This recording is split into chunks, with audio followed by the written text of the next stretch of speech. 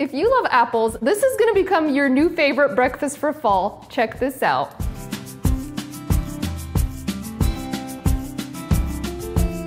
Hey everybody, it's Natasha of natashaskitchen.com. Today I'm gonna show you how to make apple pancakes. This is the easiest breakfast. My whole family loves this, including the 7-year-old. Actually, I think she loves these the most. Anyway, they're so easy. It has become a family favorite for us, and I hope it will for you too.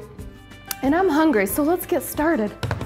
Also, if you haven't already, make sure you click below to subscribe, and when you do, hit that little bell icon so you'll get notifications every time we post a new recipe. Plus, we're playing a game. Let me know where you spot Sharky in the video. We've got him hidden. Just let me know in the comments where you see him, and let's get cooking. We'll start with the dry ingredients.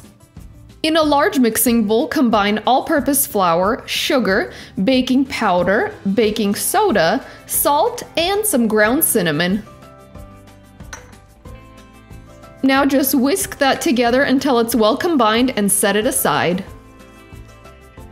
Next, we'll combine the wet ingredients. In a medium mixing bowl, add your low-fat buttermilk, and this can be right out of the fridge, along with 2 large eggs. You'll love that you can use cold ingredients here because you don't have to prep ahead. Next, add vanilla extract, and we're using our 2-ingredient homemade vanilla extract, and I will link to that recipe in the notes. Whisk that together until it's well blended. Now add those wet ingredients into your flour mixture. Now you want to whisk everything together until it's just moistened. Be careful not to overmix at this point. It'll definitely still look lumpy. While whisking, add your melted butter and stir just until incorporated. Again, the mixture should still look lumpy and do not overmix. Set your pancake batter aside, and we're going to work on peeling and grating the apples. You'll need 2 large apples, or about 1 pound of apples.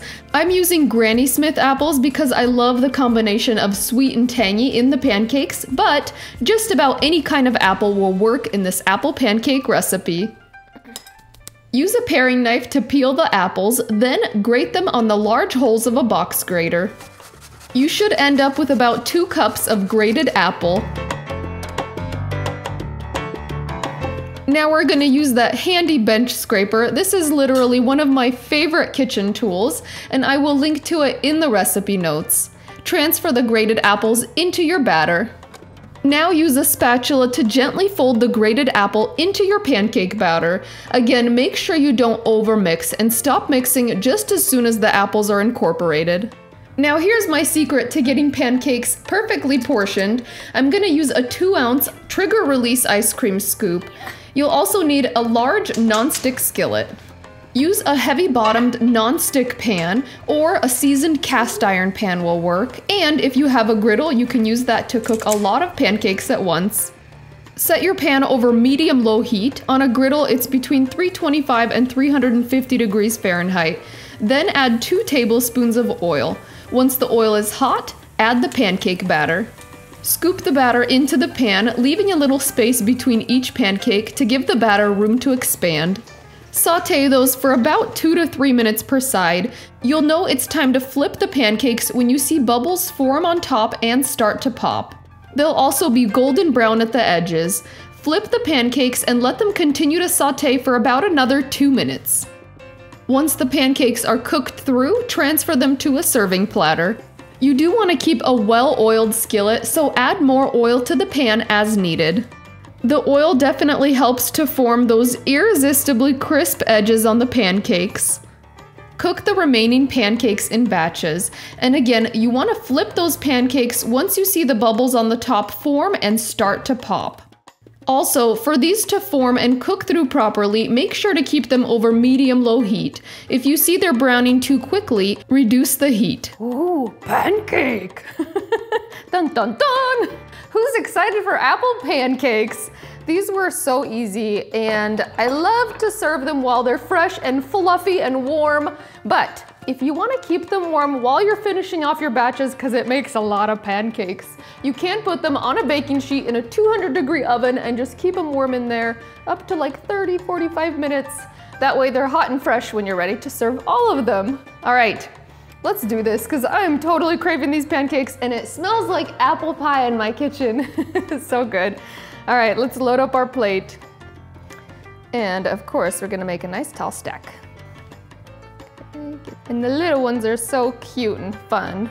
And I know it does make a big batch, but not to worry because these reheat really well for a couple days afterwards, so you will love having leftovers.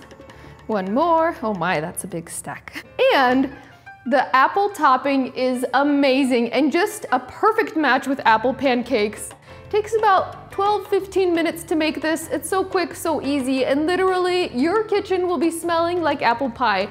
And this tastes like the filling for apple pie. It's such a treat. All right, so we're just gonna pile this on nice and high. And you can use, you know, traditional pancake toppings here if you don't wanna make this topping. Although you can make this ahead of time and it keeps really well in the fridge for a few days. Okay, here we go. Loading up. Oh yeah, look at that lovely mountain of apples. And because there's never enough cinnamon, I do like to give a little bit of dusting over the top. Just adds a nice little something something for fall. I love cinnamon. Where are my cinnamon fans? Okay, and oh, here it is. Some maple syrup just to add a little bit extra something, a little bit of extra sauciness to these pancakes. So we're just gonna drizzle this right over. Be as generous as you like, because the pancakes themselves, they're not overly sweet. Look at that, look at that. So pretty. Almost too pretty to eat. Almost. Okay, here we go. I'd love to just cut right through this, letting that maple syrup drip down through the layers. And these are so tender and soft and very moist from all the apple that's in there. Okay, here we go. Look at that. Look at those fluffy, fluffy layers. And you might recognize this recipe because it is very similar to our buttermilk pancakes. We added cinnamon, we added apples, and wham bam! We've got apple pancakes. These are wonderful, and I think I like them even better. All right, here we go.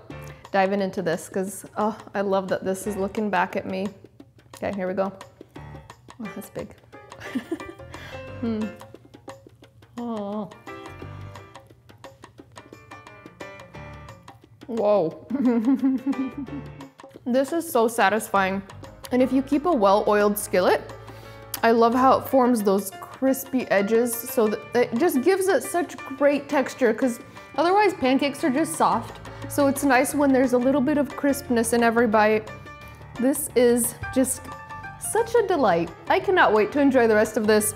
I hope this becomes a new favorite recipe for you. Let me know, as always, in the comments below if you have any recipe suggestions, and we'll see you on the next episode of Natasha's Kitchen.